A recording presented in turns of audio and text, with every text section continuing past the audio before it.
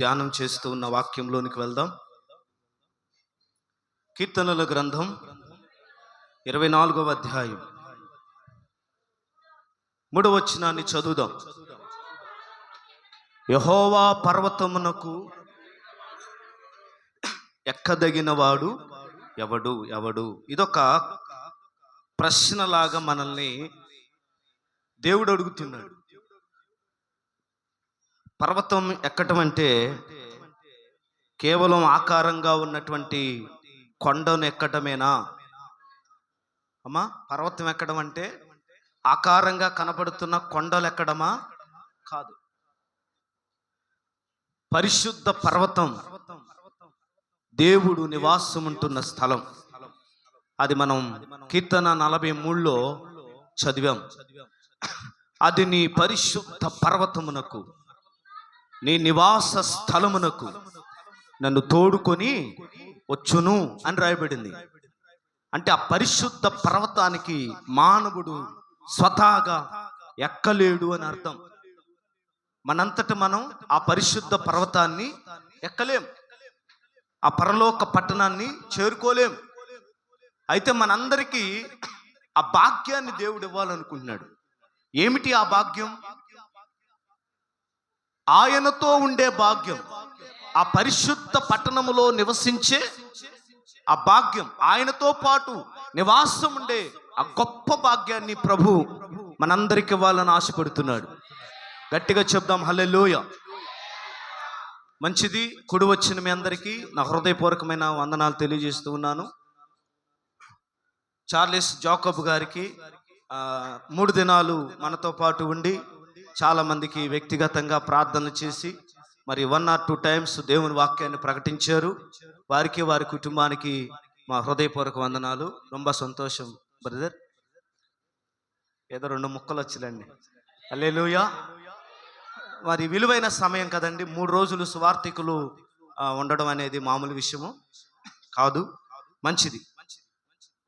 మనం చాలా విషయాలు నేర్చుకుంటున్నాం. అర్థమవుతుందా మీకు ఈ టాపిక్ మీద వాక్యం? యెహోవా పర్వతమునకు అంటే కొన్ని క్వాలిఫికేషన్స్ కావాలి, కొన్ని అర్హతలు కావాలి.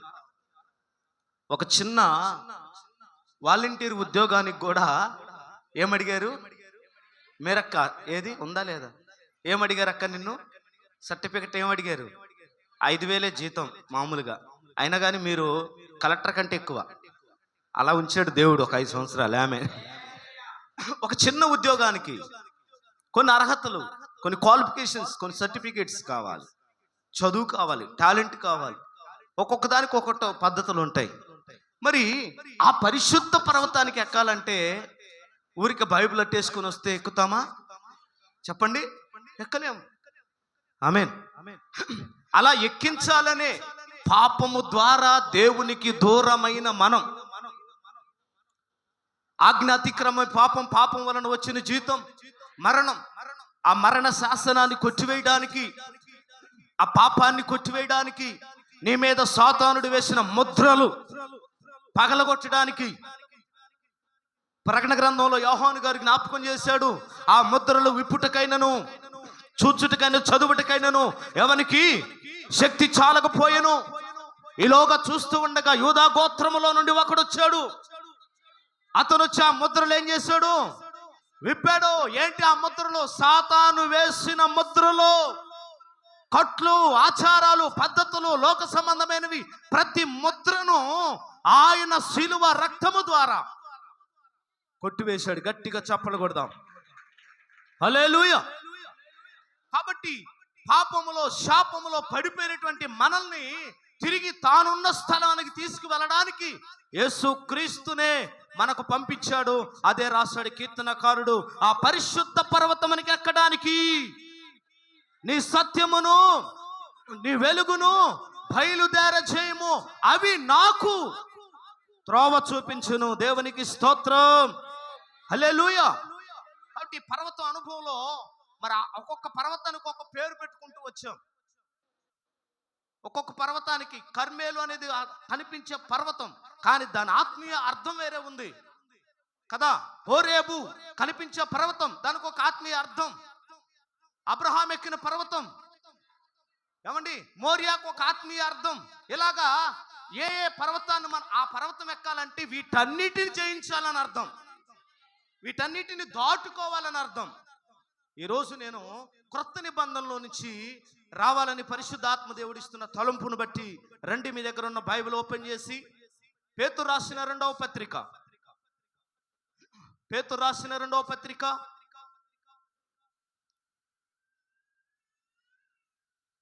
మొదటి అధ్యాయం 18వ వాక్యం. ఇక్కడ మీరు బాగా చదవండి. మేము ఆ పరిశుద్ధ పర్వతం మీద ఆయనతో కూడా ఉండిన వారమై దేవునికి స్తోత్రం చేద్దామా? హల్లెలూయా. రెండు చేతులు పైకెత్తి, రెండు చేతులు పైకెత్తి, అందరు రెండు చేతులు పైకెత్తి స్తోత్రం. హల్లెలూయా. ఇక్కడ పేతురు రాస్తున్నాడు పత్రికలో,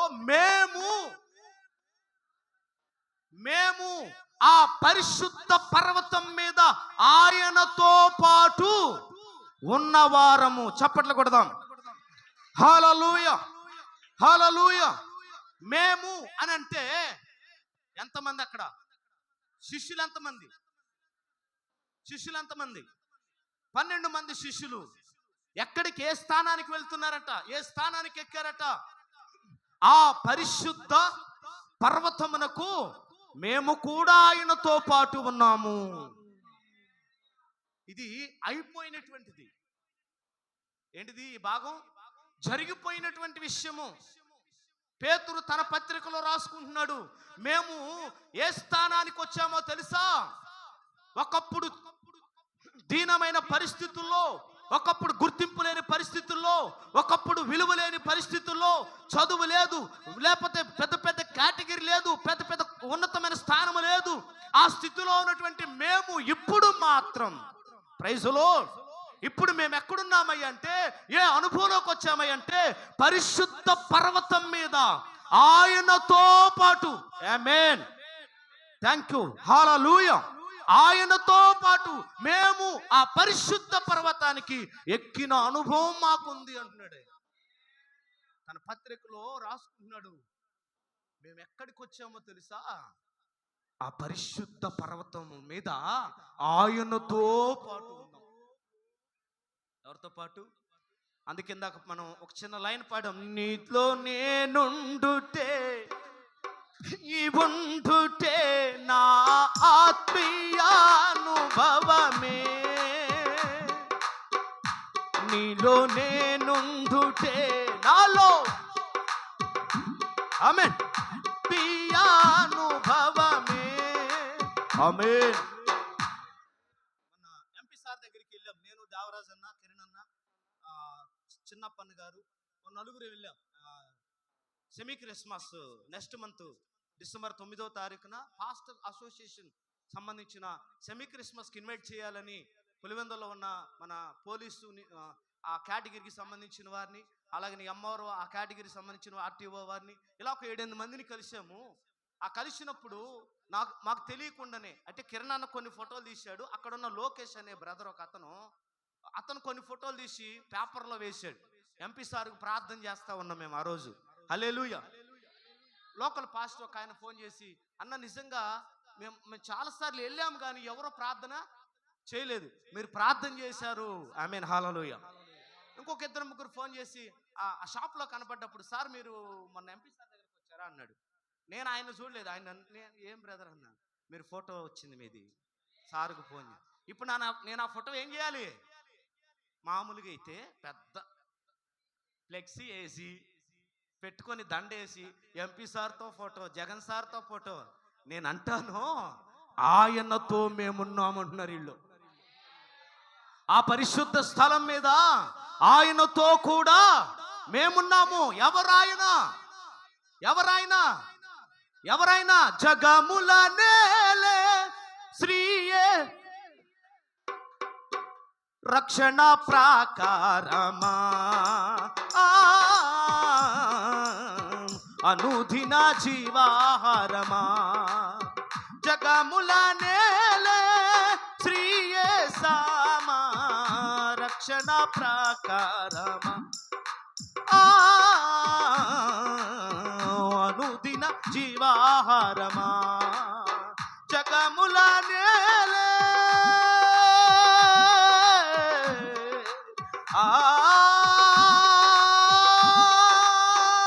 ఆమేన్. ఎవరితో ఉన్నారట? మేము ఆయనతో ఆ పరిశుద్ధ పర్వతానికి ఎక్కిన అనుభవం మాకుంది. ఆమేన్. ఎలా ఎక్కగలిగారు? ఏం చేస్తే ఎక్కగలిగారు? కొన్ని పాయింట్స్ నేను 4 చెప్తాను, నాకు అర్ధగంట టైం ఉంది. ఆమేన్. హల్లెలూయా. రండి, మత్తయి సువార్త 14వ అధ్యాయం మొదటిగా 19వ అధ్యాయం 27వ వచనం చదువుదాం. ఏమి చేస్తే, ఏమి విడిచిపెడితే, ఏం త్యాగం చేస్తే ఆ పరిశుద్ధ పర్వతానికి ఎక్కగలిగారు వాళ్ళు? పేతురు, ఇదిగో చదవని సిస్టర్ స్పీడ్గా. మేము సమస్తమును విడిచిపెట్టి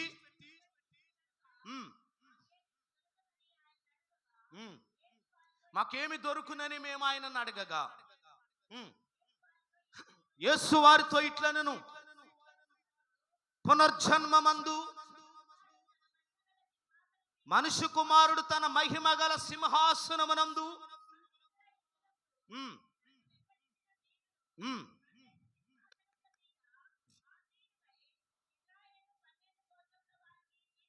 కొట్టు గట్టిగా చప్పట్లో. ఆమేన్. హల్లెలూయా. పరిశుద్ధ పర్వతం ఎక్కడం అనేది మామూలు విషయం కాదు. అట్ ద సేమ్ టైం క్రైస్తవునిగా బ్రతకడం అనేది కూడా మామూలు విషయము కాదు. ఎన్నో త్యాగాలు చేయాలి, ఎన్నో నిందలు, ఎన్నో అవమానాలు. నీ ప్రమేయం లేకపోయినా, నీకు ఆలోచనలో రాకముందే నీ మీద దుష్టుడు ఒక నెపం మోపుతాడు, ఒక నింద మోపుతాడు, ఒక ముద్ర వేస్తాడు. అలాంటి ప్రతి పరిస్థితిని దాటుకొని రాగలిగిన వారు ఆమేన్. వీళ్ళట అన్నదమ్ములు విడిచిపెట్టారు. మేము అన్నాడు. వాళ్ళందరి గురించి నాకు చెప్పే టైం లేదు. వీలైతే పరిశుద్ధాత్మ దేవుడు సహాయం చేస్తే ఒక్కొక్క వారం ఒక్కొక్క అపోస్తుడి గురించి మాట్లాడుకుందాం. హల్లెలూయా. దేవునికి స్తోత్రం. ఈ పర్వతం యొక్క టాపిక్ ఎప్పుడైపోతుందో నాకు తెలియదు, కానీ మీరు ఉన్నతంగా బలపడబోతున్నారు, ఉన్నతంగా దర్శించబడబోతున్నారు. రోజు జరుగుతున్న ఈ కుటుంబ ప్రార్థనలు మిస్ అవ్వద్దు దయచేసి. ఈ మాటలు మరొక్కసారి మీకు ఎక్కడా దొరకవో. అవసరమైతే యూట్యూబ్ ఛానల్లో చూడండి. రాజేష్ గారు యూట్యూబ్ ఛానల్ పెట్టారు, మేము పెట్టాము. మిస్ చేసుకోవద్దు. ప్రతి పాట, ప్రతి వాక్యాన్ని విని ఆధ్యాత్మికంగా మనం బలపడవలసిన దినములలో ఉన్నాం. దేవునికి స్తోత్రం. ఈ అమూల్యమైనటువంటి విషయాలు పరిశుద్ధాత్మ దేవుడు మనతో ఎందుకు మాట్లాడుతున్నాడంటే, మనల్ని దేవుడు ఫిల్టర్ చేస్తున్నాడు. ఏం చేస్తున్నాడు? ఫిల్టర్ చేస్తున్నాడు. ఫిల్టర్ అవుతున్నా మనం. నాకు అన్న సిస్టర్ మాట్లాడుతూ, ఈ వారమంతా నేను వాక్యాన్ని వినగలిగాను. అక్క చెల్లి, నీ కుటుంబ ప్రార్థన వల్ల జరిగే ఆ 1000 రూపాయల నష్టాన్ని నష్టమని అనట్లేదు, కానీ ఖర్చును మీరు చూస్తున్నారు. కానీ 1 కోటి రూపాయలు ఇస్తే ఒక మనిషి మారతాడా? నా ప్రశ్న అన్న, 1 కోటి రూపాయలు ఇస్తాను, ఒక మనిషి మారతాడా? మారడు. కానీ ఒక్క వాక్యం, అవునా, ఒక్క వాక్యం నువ్వు కుటుంబ ప్రార్థన పెడితే నీ భర్త వింటాడు. ఎప్పుడు రాని నీ భర్త వింటాడు, ఎప్పుడు రాని మీ అత్త వింటుంది, మీ మామ వింటాడు, నీ తోబుట్టువులు వింటారు, నీ తోటి కోడలు వింటుంది. అవసరమైతే ఆ పక్కోళ్ళు ఈ పక్కోళ్ళు ఏదో ఒక వంకతో ఆ పనికి మాలిన ప్రోగ్రాములకు అన్నిటికీ పిలుచుకొని పోతారు. కానీ కూటం పెట్టుకొని పక్కన వాళ్ళని కూడా పిలవలేరు మీరు. నేనంటాను, కుటుంబ ప్రార్థన జరుగుతుంది, రండి. ఆమెన్ చెప్పండి. ఎస్పెషల్లీ అన్యుల్ని కూడా పిలవండి. మా ఇంట్లో ప్రార్థన జరుగుతుంది, రండి. కొంతమంది పిలుస్తారు, నేను చూస్తా ఉన్నాను. ఒక్క మాటైన వారిని దర్శించదా? ఒక్క మాటైన వారి బ్రతుకు రాతలను మార్చదా? బైబిల్ అంటుంది, అగ్నిలో ఉన్న వారిని కొందరిని లాగినట్టుగా కొందరిని బయటికి లాగాలి. Praise the lord. మొన్న కొండారెడ్డి గారి ఇంట్లో ప్రార్థన ఒక అర్ధగంట సేపు ఇద్దరు తిట్టిట్టు అయిపోయారు. నేను గమనిస్తూ ఉన్నాను వాళ్ళిద్దరిని. 11 అవుతుంది, ఎవరు రాలా. పెద్ద ఆయన మొదలుపెట్టాడు, ఫోన్లు కొడుతున్నాడు, నన్ను అడుగుతున్నాడు, అయ్యా ఫోన్లు చేసావు? అయ్యా నేను ఊరికి చేయలేదయ్యా, గ్రూప్లో పెట్టినా, మందిరంలో చెప్పిన, వస్తారంతే. ఒక 20 మంది అనుకున్న 35-40 మంది వచ్చారు. కొట్టు చప్పట్లో. హల్లెలూయా. ఆ రోజు అన్నాను, కొర్నేలి గనక ఎలా ఎదురు చూస్తున్నాడో అలా ఎదురు చూస్తున్నారు వాళ్ళు. ఏంటి ఆశ? నా కుటుంబ పరిస్థితులు మారాలి, సంఘం వచ్చి మోకరించి ప్రార్థన చేస్తే, నా ఇంట్లో ప్రార్థన ద్వారా ఒక్కలైన వాక్యం వింటారన్నటువంటి ఒక ఆశ.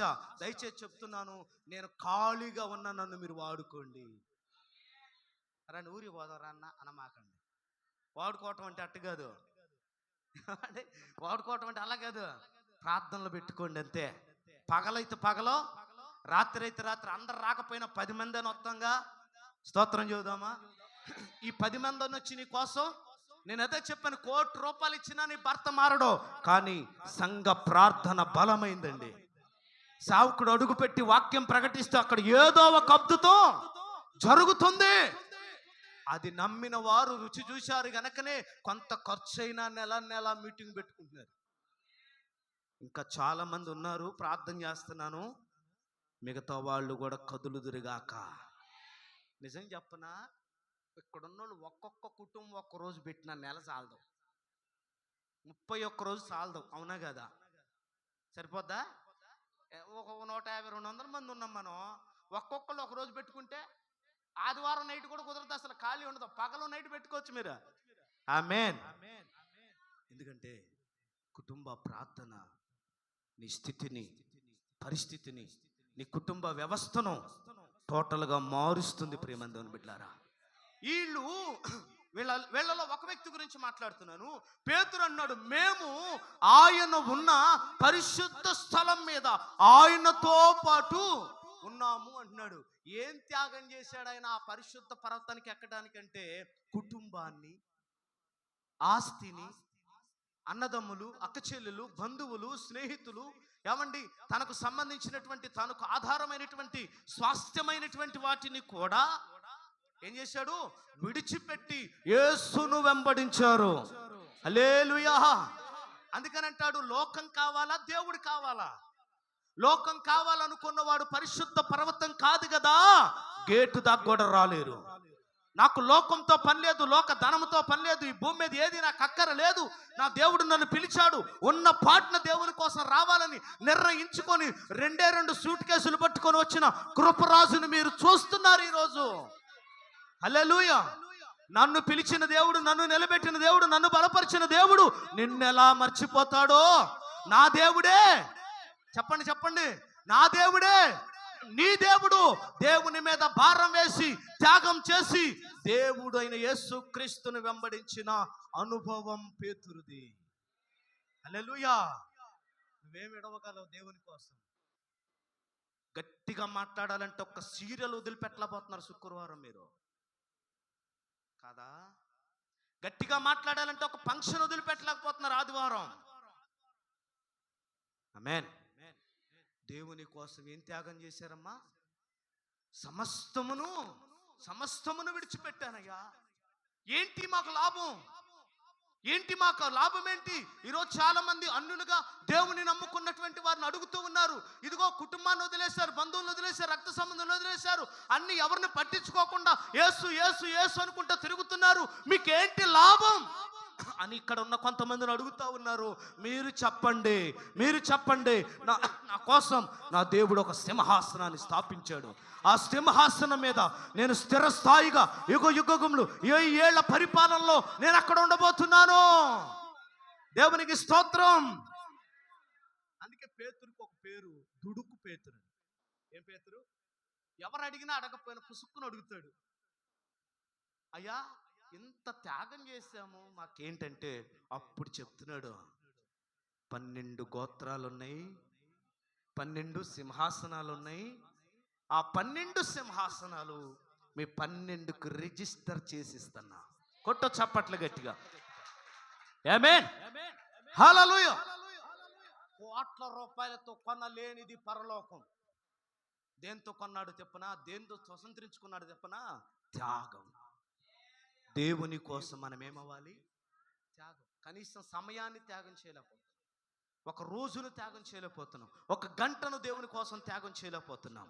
ప్రియమైన దేవుని బిడ్డలారా గమనించండి, మేము అన్నీ విడిచిపెట్టాం. రెండోది 14వ అధ్యాయం 30వ వచనం. 14వ అధ్యాయం 30వ వచనం.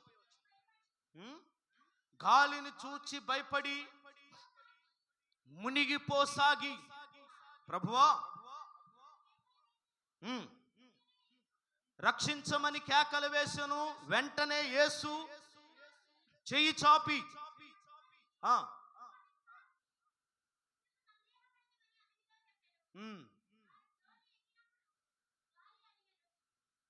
Praise the lord. దేవునికి స్తోత్రం. గట్టిగా స్తోత్రం చెబుదాం. ఇక్కడ యేసు ప్రభును వెంబడిస్తున్న శిష్యుల్లో కొన్ని అలమరకలు ఉన్నాయి. ప్రతి ఒక్కరిలో ఉంటాయండి ఇవి, ఉండవా? ప్రతి ఒక్కరిలో ఏదో ఒక అలమరక ఉంటుంది. కొంతమంది బయట పడతాయి, కొంతమంది పడవ, అంతే తేడా. కానీ ఒకరోజు మాత్రం పేపర్లోకి ఎక్కుతాయి. ఒకరోజు పేపర్కి వచ్చి అలాగుంటాయి అన్నమాట. వీళ్ళకి కొన్ని అలమరకలు ఉన్నాయి. యేసును వెంబడిస్తున్నారు కానీ, యేసుతో ట్రావెల్ చేస్తున్నారు కానీ, ఆయన అద్భుతాలు చూస్తున్నారు కానీ, ఆయన చేసిన కార్యాలు చూస్తున్నారు, అన్నీ బాగానే ఉన్నాయి. కానీ కొంత ఏముంది? సందేహము. ఏముందండి? సందేహము, అపనమ్మకము, అవిశ్వాసము. పరిశుద్ధ పర్వతానికి ఎక్కాలని ఆశ కలిగిన మీరందరూ ఏముండకూడదు? మనలో అపనమ్మకం ఉండకూడదు. నీ భార్య చెప్పిందా దేవుడు మనకు సహాయం చేస్తాడని అన్నప్పుడు ఆమేన్ చాలు. నువ్వు పెద్ద చాట భారతం ఇప్పాల్సిన అవసరంలా. ఆమేన్ అంటే చాలు, ఏదో ఒకరోజు దేవుడు చేస్తాడు. నీ భర్త చెప్పాడా దేవుడు చేస్తాడని చెప్పినప్పుడు నువ్వేం చెప్పాలి? ఆమేన్ అని చెప్పాలి. ఆమేన్. అలా చెప్పకుండా జరగదులే, అవదులే, ఏడగాదులే, ఇంకో చాట అవుతుందిలే, ఇవన్నీ వద్దు. అపనమ్మకం వద్దు. Praise the Lord. శిష్యులలో కొంత ఏముంది? పేతురులో కొంత ఏముంది? అపనమ్మకం ఉంది, అవిశ్వాసం ఉంది. ప్రియమైన దేవుని బిడ్డలారా, పేతురును గద్దిస్తూ ఉన్నాడు. ఎందుకు సందేహపడితివి? శిష్యులందరిలో పేతురు మొదటి స్థానంలో కనబడతాడు, ముందున్నటువంటి వాడు. ఏమన్నా ఇతన్ని గద్దించవచ్చా? చెప్పండి. అతను చేసిన తప్పుని అతన్ని ఖండిస్తే ఏమవుతాడు అతను? మీరేమవుతారు చెప్తారా? ఒకవేళ శావుకుడే గద్దించాడు ఇది తప్పు అని అంటే ఏమవుతారు మీరు? పులివెందల్లో 36 చర్చిలు ఉన్నాయి. ఎన్ని? 36 సంఘాలు ఉన్నాయి. మీది కాకపోతే ఇంకోటి ఆడింకా ఘనంగా చూసుకుంటారు మమ్మల్ని అని వెళ్ళిపోతారు తప్ప సరి చేసుకునే వాళ్ళు చాలా తక్కువ మంది అండి. ఇంతమందిలో గద్దించినప్పుడు పేతురు ఏమవ్వాలి? హట్ అవ్వాలి, దోశ అవ్వాలి, చపాతీ అవ్వాలి, ఇంకేం మధ్య కొన్ని వచ్చినాయి మేము తింటున్నాం. అయ్యి ఏంటి? అయ్యి బటర్ నాన్ అవ్వాలి. హల్లెలూయా. అంతమందిలో పేతురునంటాడు, అల్ప విశ్వాసి ఎందుకు సందేహపడితే? అక్క చెల్లి, నీ ముందు అద్భుతం దేవుడు సిద్ధపరిచాడు. నీ జీవితంలో దేవుడు కార్యం చేయాలనుకుంటున్నాడు. అన్న, నీ జీవితంలో ప్రభు ఒక ఉన్నతమైన స్థితికి నువ్వు తీసుకురావాలనుకుంటున్నాడు. నువ్వు అక్కడ దాకా వెళ్ళకపోవటానికి గల కారణం ఏంటంటే అపనమ్మకం, అవిశ్వాసం, సందేహం. ఆ సందేహాన్ని అక్కడ పేతురుతో మాట్లాడుతూ ఉన్నప్పుడు ఆ టర్న్లో, ఆ విషయంలో పేతురు తన అవిశ్వాసాన్ని, తన సందేహాలన్నిటినీ క్లియర్ చేసుకుంటున్నాడు. దేవునికి స్తోత్రం చేద్దామా? హల్లెలూయా. ఆ పరిశుద్ధ పర్వతానికి వాళ్ళు ఎక్కామని చెబుతున్నారంటే ఏమేం దాటుకొని వచ్చారు? విశ్వాసాన్ని బాగు చేసుకున్నారు, అపనమ్మకాన్ని తీసేసుకున్నారు, విశ్వాసాన్ని స్థిరపరుచుకున్నారు. మొదట త్యాగం చేశారు, ఒకడే పేతురు. 2 విశ్వాసాన్ని స్థిరపరుచుకున్నారు, అపనమ్మకాన్ని కొట్టివేశారు. ఈరోజు జరగదు, కాదు, అవదు, పిల్లలు పుట్టరు, ఉద్యోగం రాదు, వ్యాపారం సరిగ్గా ఉండదు, నువ్వు మారవు, నువ్వు మారు, నీ జీవితంలో మారవు, ఇట్లాంటి అన్ని మాటలు పక్కన పడేసేయండి. ఏదో ఒకరోజు నా ప్రభు దర్శిస్తాడని నమ్మి ప్రార్థన చేయండి. ఏం చేస్తాడు దేవుడు? శిలనైన నేను శిల్పిగా.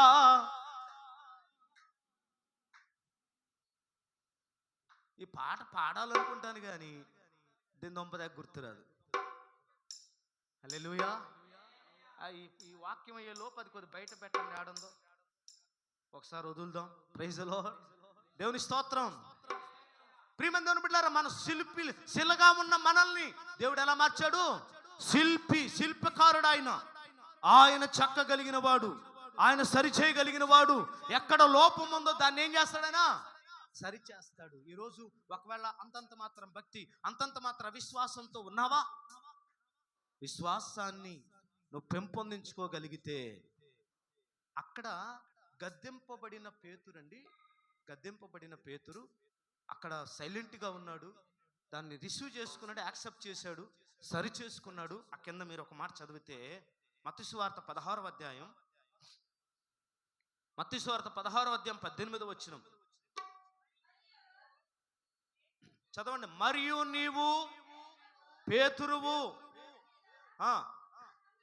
నీ బండ మీద నా సంఘమును కట్టుదును, పాతాళ లోక ద్వారములు దాని ఎదుట నిలువ నేరవని.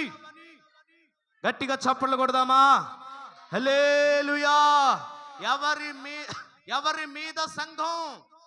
ఒక చేపలు పట్టుకునేవాడు, ఒక సందేహి, ఒక అల్ప విశ్వాసి, ఏమంటే దుడుకుతనము కలిగినటువంటి వాడు, తొందరపడి మాట్లాడేటువంటి అనుభవం కలిగిన వాడు, ఎన్నో బలహీనతలు ఉన్నటువంటి పేతురుతో అన్నాడు, అయ్యా బాబు, నువ్వు సామాన్యుడు కాదు నాయనా, నీ పట్ల నాకు ఒక ఉద్దేశం ఉంది, నీ పట్ల నాకు ఒక ప్రణాళిక ఉంది.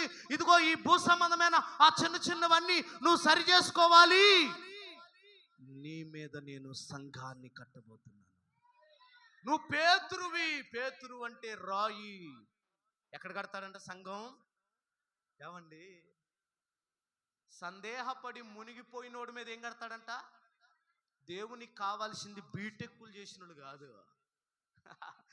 వద్దని కాదు, కోరుకుంటాడు దేవుడు ఎవరినైనా. టాలెంట్ని చూసి పిలవడం, క్వాలిఫికేషన్ చూసి పిలవడం, డిగ్రీని చూసి పిలవడం. ఆమేన్. నీలో కాస్త సేవ చెయ్యాలన్న తపన, ఆశ కొద్దిగా ఉంటే చాలండి.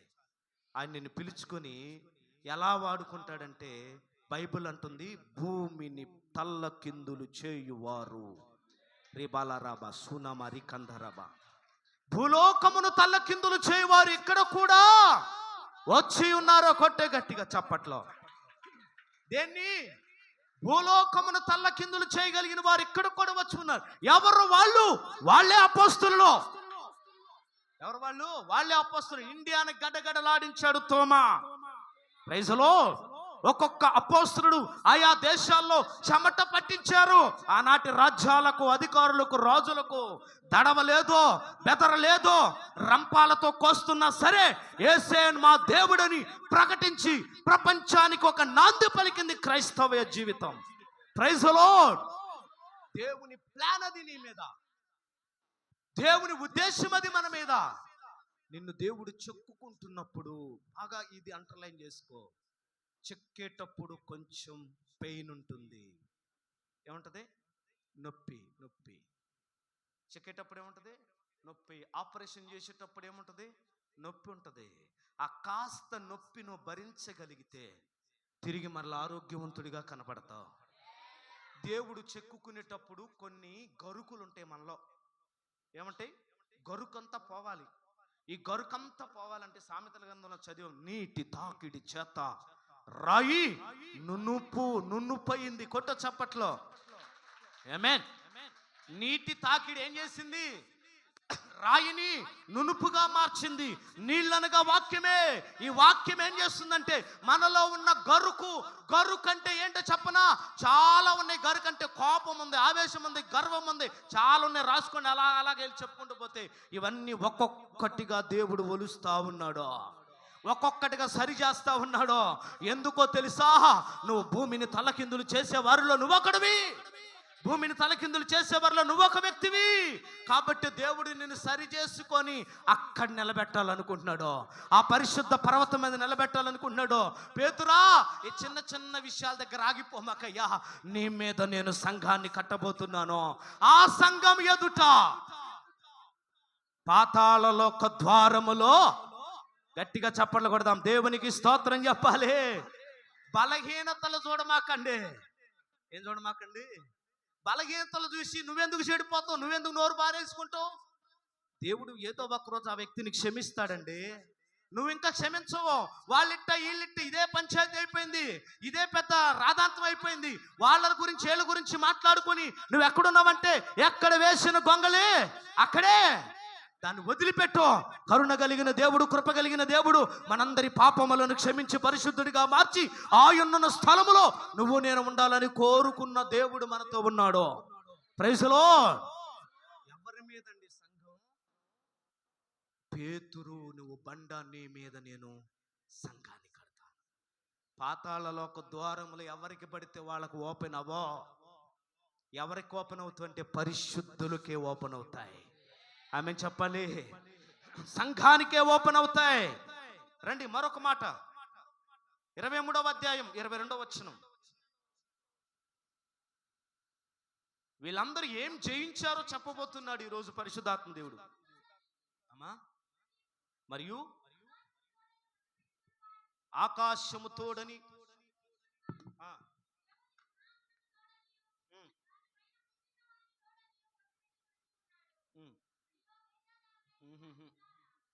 అమ్మ 23 ఏనారా? మత్తయి సువార్త 22, 23. ఎస్, పునరుద్ధానం లేదని.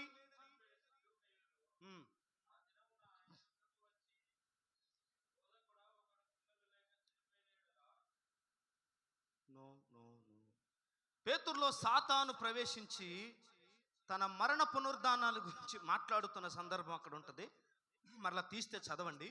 పేతురు ఏమంటాడంటే ఇక్కడ ఈ సందర్భంలో ఆది చదువునా వచ్చిన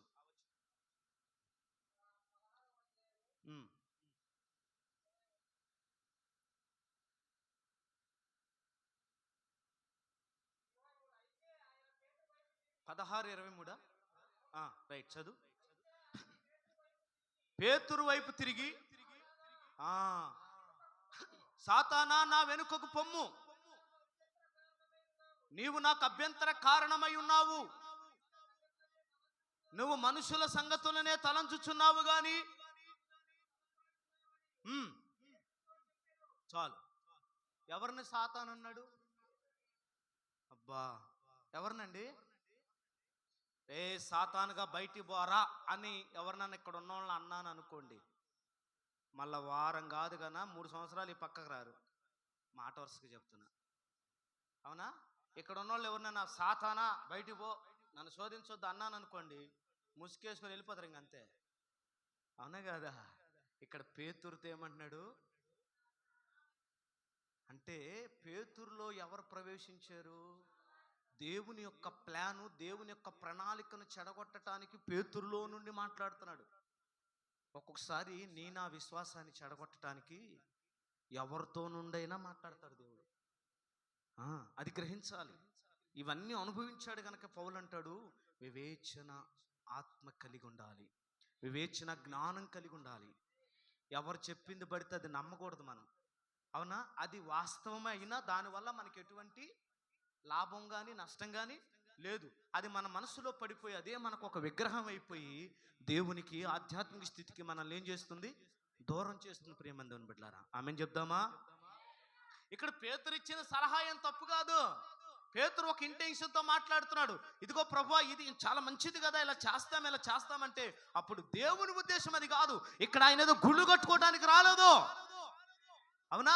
ఆయన ఏదో గుడి కట్టుకొని ఆయన ఏదో స్థిరంగా ఉండాలని ఇక్కడ రాలేదు. ఆయన సన్మానించబడటానికి రాలేదు. ఆయన ఒక యాగం చేయటానికి వచ్చాడు. ఆయన ఎవరైనా యాగం చేయటానికి వచ్చాడు. క్రయధనము నీ కోసం, నా కోసం, నీకు నాకు మారుగా బలవటానికి వచ్చాడు. ఆయన ఆడ స్థిరంగా ఉండటానికి రాలేదు. పేతురులో సాతాను దూరి ఇదొక మంచి సలహాలాగా మాట్లాడుతూ ఉంటే పేతురు అంటాడు, సాతానా అని పిలువబడిన వాడు కూడా ఇప్పుడు ఎక్కడున్నాడు? పరిశుద్ధ పర్వతం. కొట్టు చప్పట్లో. ఆమేన్, హల్లెలూయా. సాతానని ప్రభువే పిలిచాడు. మళ్ళీ ఆ ప్రభు ఏం చేశాడు చెప్పాలి? పరిశుద్ధ పర్వతమే తీసుకెళ్ళాడు. అంటే ఆ అనుభవాన్ని కూడా పేతురు ఏం చేశాడు? జయించాడు. అవిశ్వాసాన్ని జయించాడు, త్యాగాన్ని చేశాడు. సాతానని పిలువబడిన తన తప్పును సరిచేసుకొని, దాన్ని మిస్టేక్ని సరిచేసుకొని తిరిగి మరలా ప్రభువును వెంబడించగలిగాడు. చప్పట్లు కొడదాం. ఆమేన్ ఆమేన్ హల్లెలూయా. 18వ అధ్యాయం 21వ వచనం. 18వ అధ్యాయం 21వ వచనం. ఇంకొక వచనాన్ని చదివి నేను వాక్యాన్ని ముగిస్తాను. ఆ సమయంలో పేతురు ఆయన వద్దకు వచ్చి, ప్రభువా, నా సహోదరుడు నా ఎడల తప్పిదము చేసిన ఎడల నేను ఎన్ని మార్లు అతను క్షమించవలను?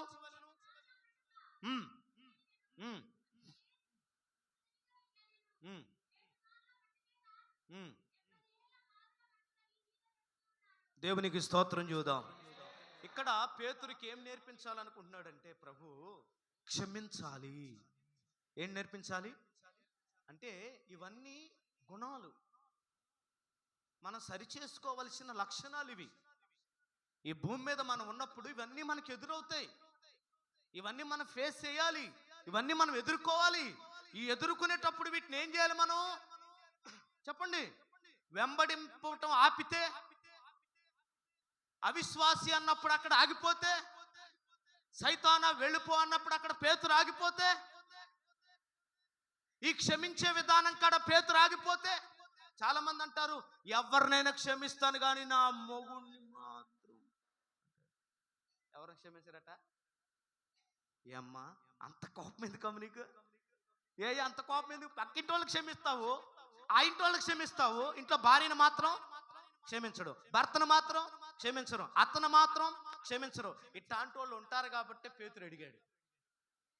ఏమడిగాడు? పేతురు అడుగుతున్నాడు, అయ్యా ఎన్నిసార్లు క్షమించాలి? తలకా తింటున్నారయ్యా, ఎన్నిసార్లు క్షమించాలంటే 7 సార్లు. అంటే అమ్మయ్యా నేను 7 సార్లు క్షమించాను కాబట్టి ఇంక అవసరం లేదనుకుంటాడేమోనని చాలా హుషారుగా అడిగాడు. చాలా హుషారుగా అడిగితే దేవుడు ఏమంటాడు? 7 సార్లు మట్టికే కాదరా నాయనా, నువ్వెన్ని రోజులు బ్రతికి ఉంటావో అన్ని రోజులు క్షమించాలి. కొట్ట చప్పట్లో హల్లెలూయా హల్లెలూయా. నేనంటాను, క్షమాపణ పొందుకోవటం కాదు గొప్ప విషయం, క్షమించటం గొప్ప విషయం. అలాగే క్షమాపణ పొందుకోవటం కూడా గొప్ప విషయమే. ఆమె చెప్దామా? పేతురులో ఉన్న సందేహము, పేతురులో ఉన్నటువంటి ఒక రకమైన అనుభవం ఏంటంటే, ఎన్నిసార్లు క్షమించాలి? నీ సహోదరుడైనా, నీ భార్య అయినా, నీ అత్త అయినా, నీ తల్లి అయినా, నీ తమ్ముడైనా క్షమించే మనస్సు నువ్వు లేకపోతే నీ ప్రార్థన కూడా చేరదు పరలోకం. నువ్వు పరలోకానికి వెళ్ళడం గురించి చెప్పట్లేక నేను, కనీసం నీ ప్రార్థన కూడా ఎక్కడికి వెళ్దాం? ప్రభు సన్నిధికి చేరదు. వాటికి బైబిల్ పెట్టిన పేరు అడ్డుగోడలు. ఏమన్నాయి? నీకు దేవునికి మధ్య అడ్డుగోడలు, నీ పాపములు అడ్డుగోడలుగా ఉన్నాయి. ఇవే వెంబడించకపోవడం, గద్దింపును నిర్లక్ష్యం చేయడం. ఏమండి? విశ్వాసంలో బలహీనమైనా కూడా బలహీనమని తెలిసి సరి చేసుకోకపోవడం, సైతాను ప్రేరేపిస్తుంది, సైతం ద్వారా మాట్లాడుతున్నానని గ్రహించకపోవడం, క్షమించకపోవటం, ఇవన్నీ అడ్డుగోడలు. వీటిని మనం ఏం చేసుకోవాలి? తీసివేసుకున్నప్పుడు ఆ ప్రార్థన పరలోకానికి చేరుతుంది. దేవునికి స్తోత్రం హల్లెలూయా. అందుకేనేమో పేతురు అన్నాడు, మేము పరిశుద్ధ పర్వతానికి ఆయనతో కూడా ఉన్నాము అంటే ఇవన్నీ వాళ్ళు ఏం చేశారు? జయించారు. చప్పట్లు కొడదాం హల్లెలూయా. ముగింపులో 26వ అధ్యాయం, ఈ కేవలం పేతురు గురించి మాత్రమే. 26వ అధ్యాయం 75వ వచనం. కనుక కోడి కొయ్యక మునుపు నువ్వు నన్ను ఎరుగవని ముమ్మారు చెప్పెదవని యేసు తనతో అనిన మాట ఎలుపలికి పోయి, దేవునికి స్తోత్రం చూద్దాం. ఇక్కడున్న మనందరం ఏదో ఒక తప్పు చేసిన వాళ్ళమే, చేస్తున్న వాళ్ళమే. అవునా? అది పెద్ద తప్పులని మనకు కొన్ని తెలుసు. పెద్ద పాపాలేంటి టక్కని చెప్తాం మనం కదా. హల్లెలూయా. పెద్దవి కాదు ఇక్కడ ఇంపార్టెంట్. ఇక్కడ ఒక చిన్న మాట, చిన్న చూపు, చిన్న మాట, అది చాలా పెద్ద ప్రశ్నగా మారుతుంది పరలోకం దగ్గర. హల్లెలూయా. స్తోత్రం చూద్దాం. ఇక్కడ పేతురు ఏమన్నాడంటే ఆవేశంగా మాట్లాడాడు. ఆ ముందు భాగంలో మీరు మళ్ళీ చదువుకోండి. ఎవరైనా నిన్ను అభ్యంతరపరచొచ్చు కానీ నేను మాత్రం నిన్ను అభ్యంతరపరచను, నిన్ను విడిచిపెట్టను అన్నాడు. ఆవేశంగా మాట్లాడుతున్నాడు, బాగా వినండి. ఆవేశంగా మాట్లాడుతున్నాడు. జరగబోయే పరిస్థితులు తెలియదు, శ్రమ ఎలా వస్తుందో తెలియదు, శోధనలు ఎలా వస్తాయో తెలియదు, అవమానాలు ఎలా వస్తాయో తెలియదు, నిందలు ఎలా వస్తాయో తెలియదు. ప్రారంభంలో బాగున్నాం కాబట్టి బాగా మాట్లాడుకుంటాం, బాగా బాగా వాగ్దానాలు చేస్తాం. కానీ శ్రమ వచ్చినప్పుడు నిలబడాలి. అవునా? ఒక నలుగురు ఉన్నాం, ఒక ఐదుగురు ఉన్నామండి, బాగున్నాము. ఈ ఐదుగురు బాగున్నప్పుడు అందులో ఎవడో ఒకడు ఏదో ఒకటి వాగాడు, ఏదో అయిపోయింది. అక్కడ మనం ఏం చేయాలంటే, అది క్షమించే మనస్సు మనకుంటే ఆ టీం బాగా ముందుకెళ్తుంది. అదే పట్టుకొని ఊగులాడి ఊగులాడి ఊగులాడి నన్ను ఈ మాట అనుకుంటే ఏమైంది? చెప్పండి, దూరం అయిపోద్ది. ఇక్కడ పేతురు ఏమంటాడంటే, వీళ్ళు ఎవరున్నా లేకపోయినా అవసరమైతే నీ కోసం నేను ప్రాణం ఇస్తానన్నాడు పేతురు. ఇంకేమన్నా డైలాగ్ మాట్లాడతాడేమోనని ఆగో, ఆగరాబాబు, తొందరపడుతున్నావు నువ్వు. నీ జీవితంలో ఒక మెట్టు ఉంది ఇక్కడ. నీ జీవితంలో ఇది చేయబోతున్నావు నువ్వు, అది దేవుడికి తెలుసు. మనం ఏం చేయబోతున్నావో రేపు ఎవరికి తెలుసు? మనకు తెలియకపోయినా దేవుడికి తెలుసు. నువ్వు ఇంత మాట్లాడుతున్నావు కదా, రేపు పొద్దున అసలు నీ పరిస్థితి అలా ఉండదు, సినిమా చూపిస్తానన్నాడు. ఏందని అడగకముందే ప్రాణం పెట్టే సంగతి అట్టుంచు. యేసు ఎవరో తెలియదని నువ్వు చెప్తావు. నువ్వు ఈ మాట చెప్తావు, ఒకసారి కాదు ముమ్మారు చెప్తావు యేసు ఎవరో తెలియదని. అంటే అంత పెద్ద శ్రమ వస్తుందా నాకు? నేను అంత బలహీనుడు అయిపోయానా? అంత వీకా నేను? అలా జరగదు అనుకుంటానే ఉన్నాడు. ఆ టైము రానే వచ్చింది. ఒక చిన్న పిల్ల వచ్చి, ఒక అమ్మాయి వచ్చి, నువ్వు యేసుతో ఉన్నావు కదా అని అడిగింది. అంటే ఆ పిల్ల ఏం చేస్తుందండి? ఆ పిల్లని అవతల పడేసి కూర్చోవచ్చుగా. ఆ పిల్ల దగ్గర కూడా ఏమంటాడు, యేసు ఎవరో నాకు తెలియదు. చలిగాగే కాడ కొందరు నువ్వు వేస్తూ ఉన్నావు తెలియదు, ఇంకొకడు వేస్తూ ఉన్నావు నాకు తెలియదు. ప్రాణం పెడతానన్న మనిషి ఏమంటున్నాడు ఇప్పుడు? చెప్పండి. ఇలాగ అన్నారండి ఒక ఇద్దరు ముగ్గురు, ప్రాణం ఇస్తామండి నీకోసం. ఇప్పుడు ప్రాణాలు తీస్తున్నారు దూరంగా ఉండి మాటలతోనే. అట్లాంటి కాబట్టి ఇట్లాంటి వాగ్దానాలు చేసేటప్పుడు నేను రాసుకుంటా, ఎన్ని రోజులు వస్తావు. ఇలాగ శ్రమలు వస్తాయండి, నిజంగా వస్తాయి. నిన్ను దేవుడు పరీక్షిస్తాడు. సేవకుడి ద్వారా నీకు రావచ్చు శ్రమ, సంఘం ద్వారా రావచ్చు శ్రమ. ఆ పరీక్షలో మనం ఏమవ్వాలి? నిలబడాలి. పేతురు నిలబడ్డాడండి, అందుకే అక్కడికి వెళ్ళాడు. ఆమెను చెప్తామా? దేవునికి స్తోత్రం. మొత్తానికి ముమ్మారు అబద్ధం ఆడిన తర్వాత పేతురు ఏడవడం ప్రారంభించాడు, కన్నీళ్లు కారటం ప్రారంభించాడు. అక్క, చెల్లి, తమ్ముడా, ఈ రోజు తప్పు ఎవరైనా చేస్తాం, ఎక్కడైనా చేస్తాం. ఏ సందర్భంలోనైనా మాటతోనో, చూపుతోనో, క్రియలతోనో, లేదా అక్కడ మాట ఇక్కడ మాట అక్కడ రకరకాలుగా చెప్పి ఒకవేళ నీకు బాధ కలిగినా, నీ ద్వారా ఎదుటి వాళ్ళు బాధపడ్డా, ఇదిగో మనను క్షమించడానికి సిద్ధమైన మనసు కలిగిన ఆ కరుణామయుడు మన దగ్గర ఉన్నాడు. ఆయన వైపు చూసి మనస్ఫూర్తిగా నీ పాపాన్ని ఒప్పుకోవాలి, నీ తప్పులు ఒప్పుకోవాలి. వాటిని విడిచిపెట్టిన వాడు కనికరం పొందును. గట్టిగా చప్పట్లు కొడదాం. దేవునికి స్తోత్రం. అతిక్రమములు దాచిపెట్టువాడు వర్ధలుడు గాని వాటిని ఒప్పుకొని విడిచిపెట్టిన వాడు కనికరం పొందుతారు. పేతురు పశ్చాత్తాపడుతున్నాడు, కన్నీళ్లు కారుస్తున్నాడు, ఏడుస్తున్నాడు, హృదయాన్ని పగలు కొట్టుకుంటున్నాడు. అయ్యో, దేవుని కోసం ప్రాణం పెట్టవలసిన నేను, నా కోసం ఒక సింహాసనాన్ని స్థిరపరిచిన దేవుని కోసం బ్రతకవలసిన నేను, చేపలు పట్టుకునే స్థితి నుంచి ఈనాడు ఇంత ఉన్నతమైన స్థితినిచ్చిన నేను, యేసు ఎవరో తెలియదని మాట్లాడిన ఇంత దౌర్భాగ్యున్నా నేను, నా మీద సంఘాన్ని కడతానన్నాడే. ఇవన్నీ తలపోసుకొని పశ్చాత్తాపడుతూ ఉన్నాడు. ఈరోజు ఏ మిస్టేక్ అయినా, ఏ పాపమైనా, ఎవరైనా నువ్వు బాధ పెట్టుంటే ఇదే నీకు ఒక అనుకూలమైన సమయం. దీన్ని నువ్వు ఇప్పుడే ఒప్పుకొని విడిచిపెట్టగలిగితే క్షమించి నిన్ను ఎలా వాడుకుంటాడో తెలుసా? నీ నీడ తగిలితే చచ్చినోడు బ్రతుకుతాడో. దేవునికి స్తోత్రం. నువ్వు మాట్లాడితే భాషలు నీ నోట్లో నుంచి వాక్కు వచ్చిన మరుక్షణం వారు పరిశుద్ధాత్మతో నింపబడతారు. నీ టవల్ తగిలి స్వస్థపడతారు. దేవునికి స్తోత్రం. ఇవన్నీ పేతురులో చూస్తున్నాం మనం. అవునా? ఇంత ఉన్నతమైన స్థితికి రావటానికి ఏంటంటే, ప్రతి సందర్భంలో పేతురు తన తప్పును సరి చేసుకుంటూ ఇక్కడంటాడు, మేము ఆ పరిశుద్ధ పర్వతం మీద ఆయనతో కూడా ఉన్నాము. అమ్మా, ఇక్కడ 5 విషయాలు పరిశుద్ధాత్మ. 1, జయించాలి, త్యాగం చేయాలి. 2, విశ్వాస జీవితాన్ని స్థిరపరచుకోవాలి. 3, అపనమ్మకం ఉండకూడదు. ఏమండి? 4, సైతాను నిన్ను శోధిస్తుందన్న సంగతి నువ్వు గుర్తించాలి. దేవునికి స్తోత్రం. 5, క్షమించే మనసు ఉండాలి. ఏ మనసు ఉండాలి? క్షమించు, ఎవరినైనా సరే మనస్ఫూర్తిగా క్షమించు, భారమంతా తగ్గిపోతుంది. 6వది ఏంటో తెలుసా? పశ్చాత్తాపపడే మనసు కావాలి. ఇవన్నీ మనం ఎవరిలో చూస్తున్నాం? శిష్యులందరి గురించి చెప్పలేదమ్మా, ఒక్క పేతురులోనే. పేతురు అంటున్నాడు, మేమందరము ఆయనతో కూడా ఇవన్నీ జయించారు. ఇంకా చాలా ఉన్నాయి. ఇవన్నీ జయించారు కాబట్టి ఎక్కడున్నారు? ఆయనతో కూడా ఉన్నాము. లేచి నిలబడదాం. లేచి నిలబడదాం.